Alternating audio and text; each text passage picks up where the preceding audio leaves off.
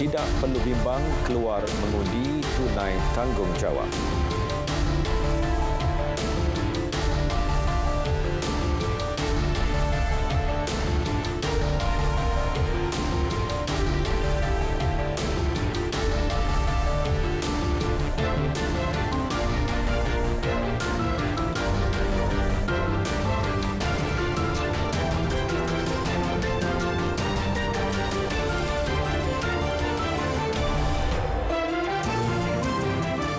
Assalamualaikum, salam sejahtera. Berita tengah malam bersama saya, Muhammad Shah Musa.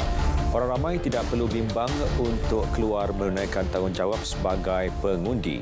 Ketua Polis Negara Tan Sri Akhlil Sani Abdullah Sani yang memberi jaminan itu berkata, Polis Diraja Malaysia PDRM telah menugaskan 80,000 anggotanya selain menggerakkan semua elemen bagi memastikan keselamatan dan ketenteraman awam terjamin terutama pada hari pengundian sehingga selepas PRU ke-15.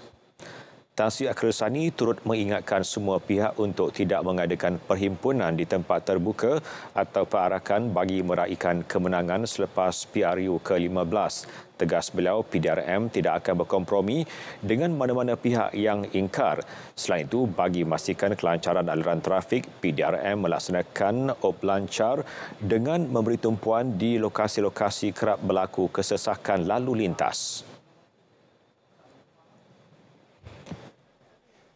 Di Perak, Ketua Polis Negeri Datuk Muhammad Yusri Hassan Basri memaklumkan kira-kira 7,000 anggota polis di negeri itu akan bertugas menjaga kawasan pengundian esok bagi memastikan kelancaran PRU ke-15.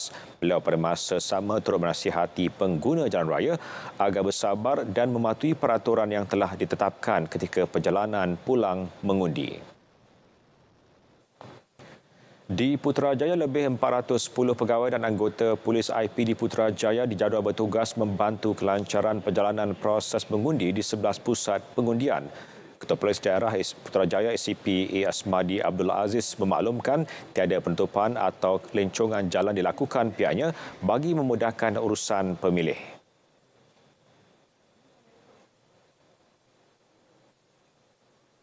Lebih kurang 410 anggota IPD Putrajaya sendiri yang terlibat untuk esok. Dan untuk makluman semua, sebagai SPD saya menasihatilah supaya semua pengundi-pengundi yang hadir ini mematuhi semua arahan-arahan yang ditetapkan. Jangan kelang kabut. Yang paling penting tu ini merupakan proses tanggungjawab kita sebagai rakyat Malaysia. Di Terengganu pula, lebih 3,000 pegawai dan anggota polis ditugaskan sepanjang hari pengundian esok. Ketua Urusantia PRU ke-15 PDRM Kontijen Terengganu Superintendent Muhammad Alwi Hussein mengingatkan para penyokong parti tidak menimbulkan provokasi untuk meraih undi pada saat akhir. Beliau juga berharap semua pihak mematuhi undang-undang termasuk ketika meraihkan kemenangan parti masing-masing. Seorang wanita ditahan kerana disyaki terlibat kesalahan berkaitan pilihan raya. Turut dibuka 28 kertas siasatan di 12 negeri.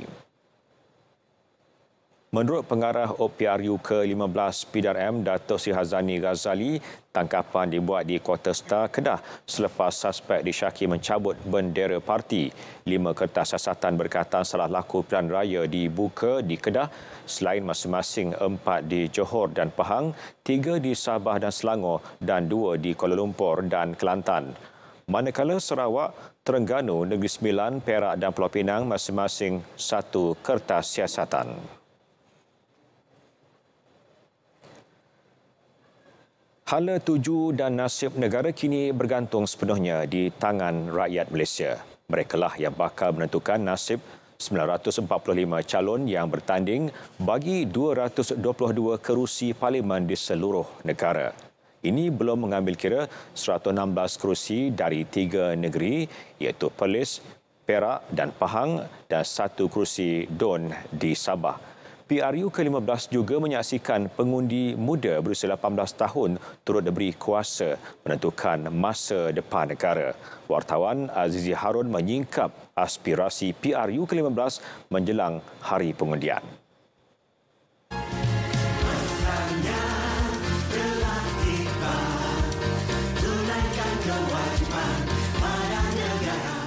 Penguatkuasaan had umur pemilih ini menyaksikan pertambahan ketara pemilih seramai 5.8 juta orang dan 1.2 juta daripadanya adalah golongan muda berusia 18 hingga 20 tahun. Pertama sekali kita mengharap supaya mereka turun mengundi. Itu yang paling penting sekali. Kalau mereka tidak turun mengundi, mereka tidak akan menentu dan mencorakkan bagaimanakah kepimpinan dan pilihan itu. Setiap pengundi mempunyai penilaian yang berbeza terhadap calon. Tidak kurang juga, masih ada yang tidak pasti calon mana yang patut diundi, lantas memilih untuk membuat keputusan di saat akhir ketika berada di pusat undi. Itu yang pertama, adakah calon tersebut ingin menjadi calon kerana rakyat? Ya, kita boleh tengok dari segi percakapan dia. Kalau asyik-asyik dia je atau asyik-asyik nak kata orang lain kan, itu kita red flag. Ya. Yang kedua adalah dari segi apa yang dia nak buat, apa yang perkara yang dia boleh selesaikan apabila dia menang. Dan yang ketiga, apakah perancangan jangka panjang untuk memajukan negara dan untuk meningkatkan kesejahteraan rakyat. Tarikh 18 dan 19 November telah diisytihar sebagai cuti umum. Selain 30 syarikat konsesi lebuh raya turut menyatakan persetujuan untuk memberi tol percuma pada tarikh yang sama. Jadi, tugas kita sebagai rakyat, jalankan tanggungjawab dan pilih yang terbaik. Ingat, satu undi boleh mengubah masa depan negara. Azizi Harun, Berita RTM.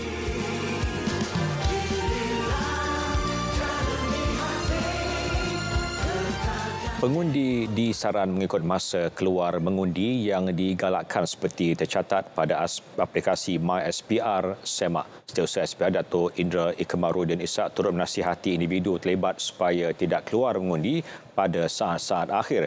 Bagaimanapun, pengundi masih boleh keluar mengundi mengikut kelapangan masa dari pukul 8 pagi hingga 6 petang bagi Semenanjung, manakala 7.30 pagi hingga 5.30 petang di Sabah dan Sarawak atau waktu yang telah diwartakan.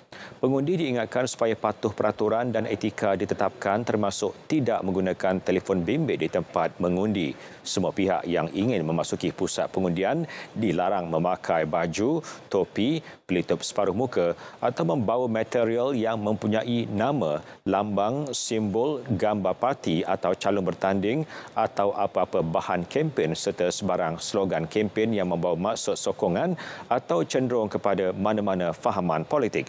Mana-mana pengundi atau individu yang gagal mematuhi peruntukan ditetapkan boleh dihalang dari memasuki pusat pengundian. Pengundi dinasihatkan untuk membuat semakan melalui portal semakan atau hubungi hotline SPR di talian seperti tertera selain melalui aplikasi MySPR SEMA. Dalam pada itu, SPR memaklumkan pilihan raya Parlimen Padang Serai tidak diadakan esok. Sebaliknya, dijadual semula kepada 7 Disember, manakala hari penamaan calon berlangsung pada 24 November dengan 13 hari tempoh berkempen. Pengerusi SPR Tan Sri Abdul Ghani Saleh berkata hari mengundi awal ditetapkan pada 3 Disember. Urusan permohonan semua kategori undi pos dalam dan luar negara secara dalam talian dibuka mulai hari ini hingga 22 November. 46 pusat mengundi biasa dibuka mengandungi 230 saluran manakala satu pusat mengundi awal dengan satu saluran. Keputusan ini dibuat susulan kematian calon Pakatan Harapan kerusi berkenaan Mendiang M. Karupaya Rabu lalu.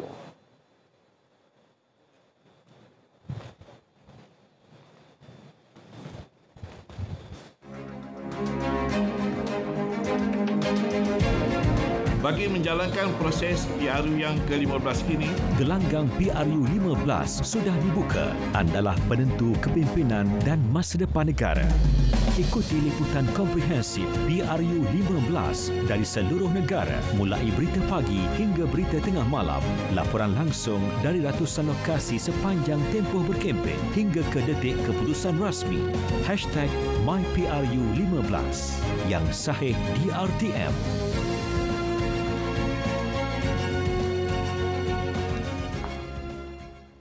aliran trafik menuju keluar dari ibu kota semakin lancar dan tidak sesak.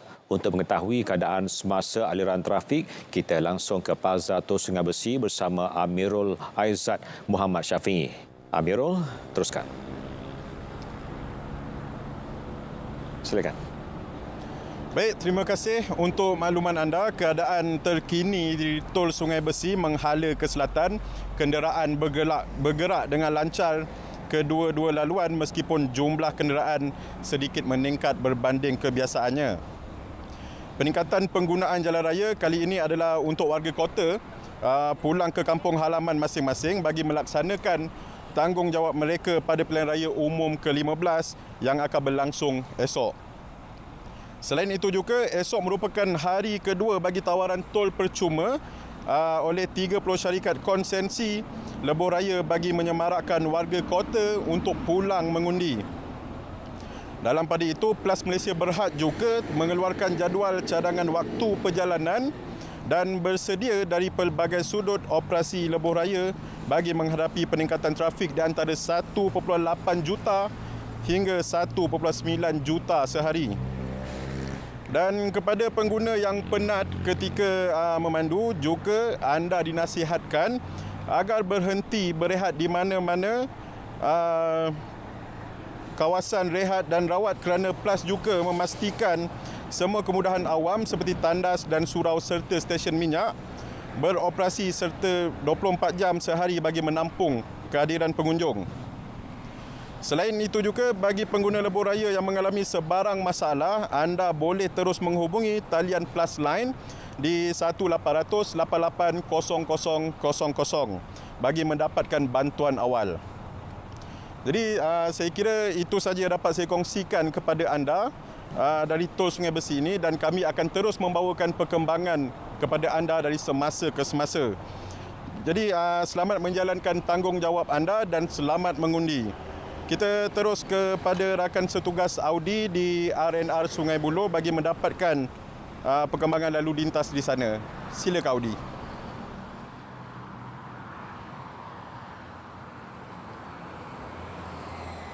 Terima kasih Amirul yang berada di Plaza Tol Sungai Besi. Senario sama turut berlangsung di sekitar hentian jejantas Sungai Buloh ini, di mana kenderaan bergerak lancar di kedua-dua laluan. Untuk perkembangan terkini, trafik menghala ke utara. Sebentar tadi jam 11 malam, bas rosak di persimpangan Kuala Kangsar arah utara dari Kuala Kangsar ke Cangkat Jering.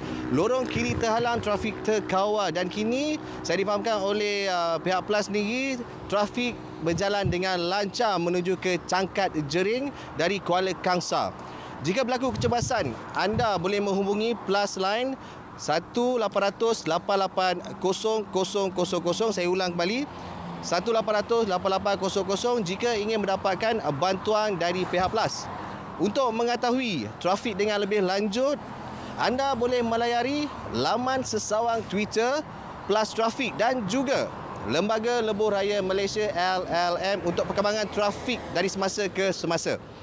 Untuk pulang ke destinasi masing-masing, untuk keesokan harinya, pihak Plus menasihatkan untuk mendapatkan tol percuma, pastikan sebelum jam 11.59 malam esok anda perlu bergerak masuk ke Plaza Tol untuk mendapatkan tol percuma. Plus juga menasihatkan jika menggunakan RFID, Touch and Go dan Smart Tag, menggunakan lorong yang sama sehingga anda sampai ke destinasi yang anda ingin tuju. Okay.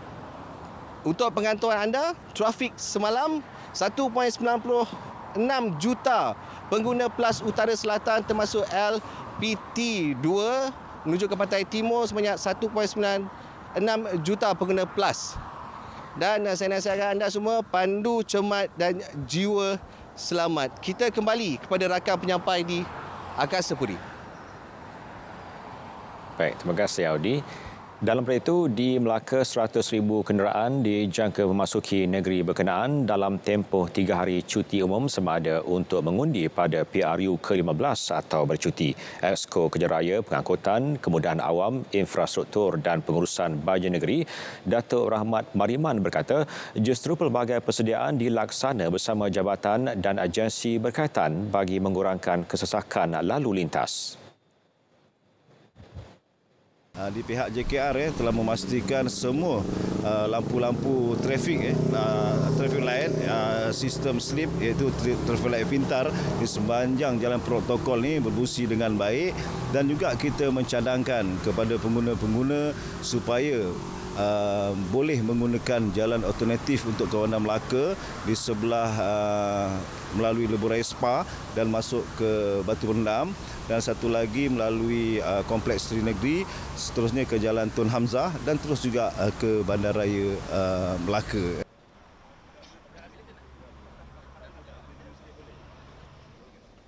Bersempena Hari Pengundian PRU ke-15, tambang percuma untuk kesemua perkhidmatan di bawah kendalian Prasarana Malaysia Berhad sepanjang hari esok bagi memudahkan rakyat keluar mengundi. Prasarana dalam kenyataan memaklumkan tambang percuma itu meliputi perkhidmatan Rapid KL, Rapid Penang dan Rapid Kuantan, transit aliran ringan LRT, transit aliran massa MRT, monorail, transit aliran bas BRT atau bas henti-henti. Bagi pengguna My50 boleh menggunakan pas peti biasa, manakala pengguna kad Touch and Go boleh menggunakan kad tanpa sebarang charge. Sementara pengguna token pula perlu ke mana-mana pejabat khidmat pelanggan di stesen LRT, MRT, monorail dan BRT untuk mendapatkan token khas perjalanan sehala.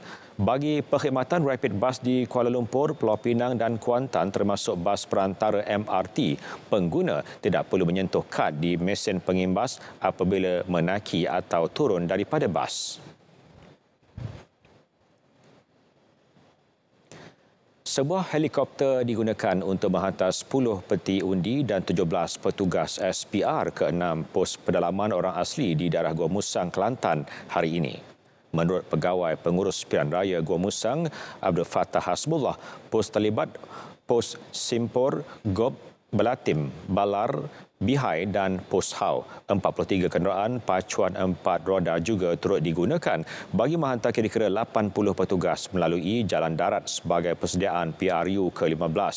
Abdul Fattah turut memberitahu 6 penerbangan dilakukan dengan tempoh masa kira-kira 15 minit hingga 20 minit bagi perjalanan sehala ke pos orang asli terlibat. Sementara itu, Ketua Pengarah Penyiaran Datuk Cik Roslan Cik Daud berpuas hati dengan persiapan para petugas RTM untuk liputan dan siaran menjelang Hari Pengundian esok. Jelasnya, simulasi Hari Pengundian yang melibatkan para pengulas teknikal, para pelapor juga lancar. Alhamdulillah, pada setakat ini saya sangat-sangat berpuas hati. Persediaan kita dari segi pegawai pengulas kita sudah bersedia, kita punya tim teknikal kita pun sedang bertukus lumus untuk kita tengah buat simulation lagi, dan nampaknya berjalan dengan lancar, dan juga pegawai-pegawai kita di negeri-negeri yang terlibat untuk melaporkan terus kepada kita pun telah bersedia. Beliau ditemui selepas membuat lawatan di bilik operasi PRU ke-15 di Wisma Berita, Angkasa Puri.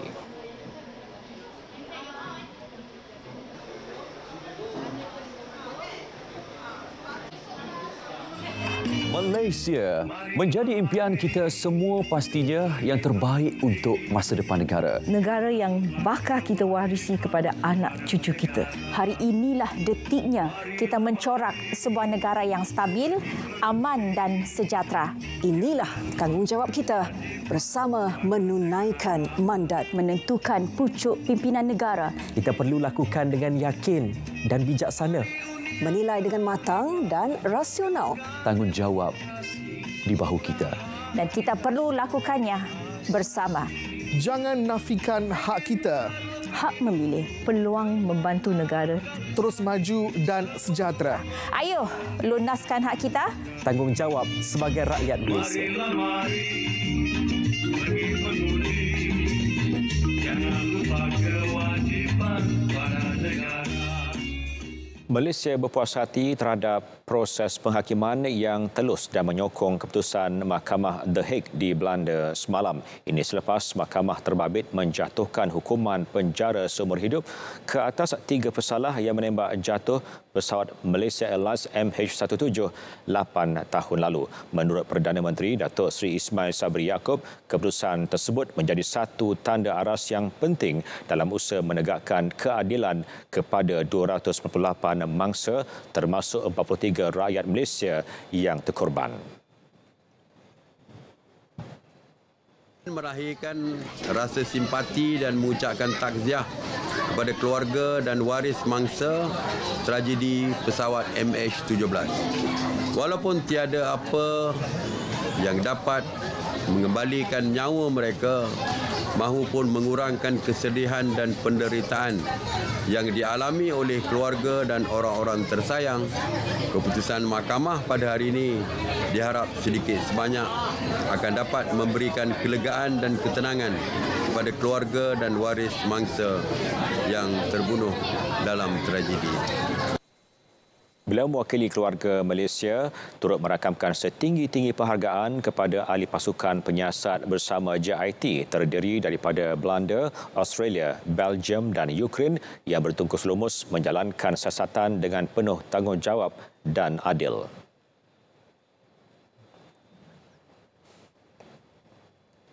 Mahkamah Daerah The Hague semalam menjatuhkan hukuman penjara seumur hidup ke atas 2 warga Rusia iaitu Igor Girkin dan Sergei Debinsky serta seorang warga Ukraine Leonid Karchenko selepas mereka didapati bersalah atas pertuduhan menembak jatuh MH17 manakala seorang lagi warga Rusia Oleg Polatov didapati tidak bersalah.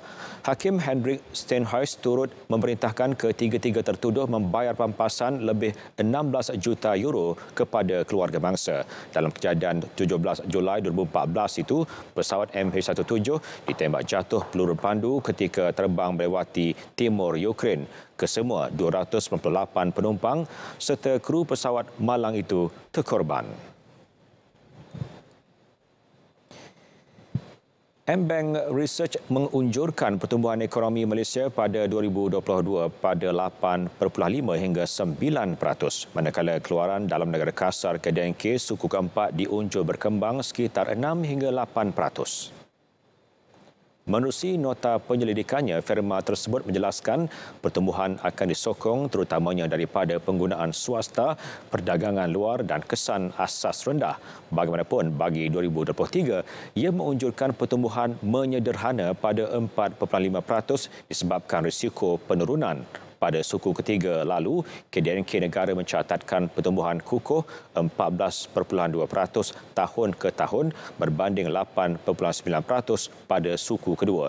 Ia merupakan kadar pertumbuhan tertinggi direkodkan sejak suku kedua 2021 pada 15.9%. Maaf, tak perasan pula ada orang tengah tengok saya. Saya sebenarnya sekarang ni tengah sibuk untuk buat semakan daftar pemilih bagi PRU ke-15. Untuk semak daftar pemilih, saya layari website rasmi SPR di www.spr.gov.my. Dan pada hari pengundian, biasanya pusat-pusat pengundian akan dibuka mulai pukul 8 pagi hingga 6 petang bagi Semenanjung.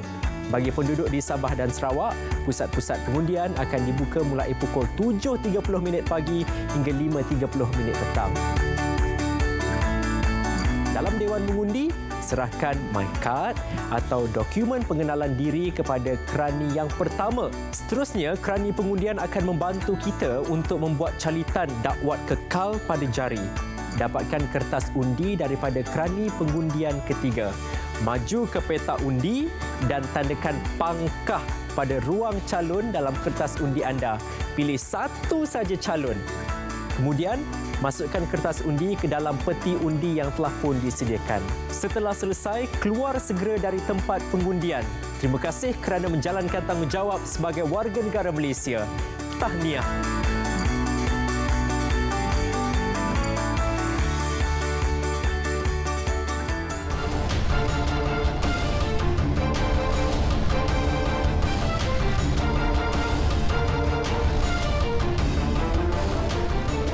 Perkembangan badminton terbuka Australia, pemain perseorangan lelaki negara Eun Ziyong berjaya menempah slot ke saingan separuh akhir hari ini. Kejayaan itu membuka peluang beliau untuk bersaing bagi memburu gelaran juara kejohanan.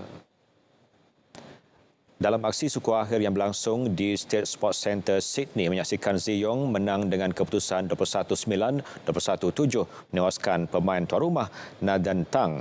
Seandainya Ziyong berjaya mengekalkan prestasi positif sepanjang kejohanan di Sydney, maka peluang pemain itu memperbaiki kedudukan rankingnya juga dilihat cerah. Esok, Ziyong dijadual bertemu lawan dari China Luo Guangzhou pada aksi separuh akhir. Standard bagi pemain seperti Li Zijia adalah sekurang-kurangnya mara ke separuh akhir dalam mana-mana kejohanan disertai. Itu pandangan bekas pemain kebangsaan Datuk James Salbaraj yang akui kecewa apabila pemain nombor 2 dunia itu kecundang awal pada terbuka Australia semalam. Jelas Datuk Salvaraj tersingkir pada pusingan awal adalah sesuatu yang tidak boleh diterima, terutama apabila Zijia memegang status sebagai perseorangan nombor 2 dunia. Kekalahan pada kejohanan di Australia juga menyebabkan pemain tersebut gagal melayakkan diri ke jelajah dunia akhir Persekutuan Badminton Dunia BWF yang bakal berlangsung di Bangkok, Thailand pada 7 hingga 11 Disember ini. Semalam Zijia ditundukkan 22-20, 15-21, 16-21 oleh pemain China Luo Guangzhou dalam perlawanan 70 minit pada pusingan kedua terbuka Australia 2022 di Quay Centre di Sydney. Keputusan itu bermakna atlet berusia 24 tahun tersebut kekal pada kedudukan ke-9 dalam ranking jelajah dunia akhir BWF dengan 54,930 mata, manakala Guangzhou meraih tangga ke-8 dengan 56,310 mata. Hanya perseorangan dan beregu dalam kedudukan 8 teratas layak ke kejohanan berprestij di Bangkok. Daripada 12 kejohanan yang disertai Zijia pada tahun ini, pemain itu sekadar merangkul 2 kejuaraan berturut-turut iaitu kejohanan badminton Asia di Manila dan terbuka Thailand pada Mei, selain muncul naib juara terbuka Denmark bulan lepas. Sukan olahraga, jaguh pecut sensasi negara Muhammad Azim Fahmi memilih Universiti Auburn, Alabama di Amerika Syarikat bagi melanjutkan pengajian dan mengembangkan karier dalam sukan. Ia diumumkan dalam satu ucapan di Twitter milik pasukan trek dan balapan Universiti Auburn yang mengalu-alukan kehadiran atlet dari Ipoh Perak itu. Kegembiraan itu turut dikongsikan di media sosial Instagram beliau. Pelari berusia 18 tahun itu mencuri perhatian pencari bakat dan pemerhati sukan apabila berjaya memecahkan rekod kebangsaan 100 meter dengan catatan 10.09 saat pada kejohanan olahraga dunia di Colombia Ogos lalu. Ia pencapaian membanggakan apabila turut menerima beberapa tawaran lain untuk melanjutkan pengajian di beberapa universiti terkemuka Amerika Syarikat. Perkembangan tersebut membuka lembaran baharu kepada sukan trek dan balapan negara. Ia dilihat mampu memberi inspirasi kepada atlet lain untuk mengikut jejak langkah kecemerlangan beliau.